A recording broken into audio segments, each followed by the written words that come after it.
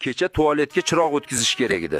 Elektrik menga shunaqa spiska yozib berdiki, o'qib o'yladim, biz tualet quryapmizmi yoki GESmi? Sen tushunmaysan, ular zapasi bilan oladi. Masalan, bitta lampochkaga 3 kilometr kabel, 40 ta avtomat va albatta 10 pachka ko'k izolenta. Izolenta nega aynan ko'k qorasi bo'lmaydimi? Yo'q, bu elektrikni tumori. U nafaqat tokdan, uyni jilladan va xotinni janjalidan saqlaydi. Ha, olib qo'yish kerak ekan, xotinni janjalidan saqlasa. Keyin xullas ishini boshladi. Birinchi gapi nima bo'ldi, topchi?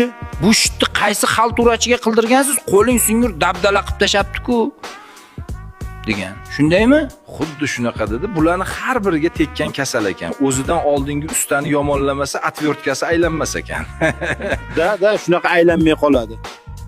Narxini qanaqa etdi? Tochka sanadimi yoki общий qilib 380 zaryaddan berdim? Ularni nazar bilan narx belgilash taktikasi bor ekan. Uyingga, mashinangga qarab narx aytar ekan. Menda Malibu bo'lgan sabab $500 etdi. Matiz bo'lganda $100 etardi. Bu faza 0 emas, hamyon 0 fizikasi jigar. Lekin Toshkentda faza elektro degan brigada chiqibdi. Qoyil qovordim ishiga. Hamyonni 0 emas, minusga kirgizib qo'yar ekanmi? Men ham shunaqa deb o'ylagandim, ammo insofli chiqdi. Shitlarni ulashini ko'rsang, perfeksionist kayf qo'radi. Toshkent shahrida xizmat qilishar ekan, lekin Manhattandan zakaz tushsa etga ham 3 bor urar ekan. Tajribasi 15 yillik, ondan ziyod mutaxassis ishlar ekan.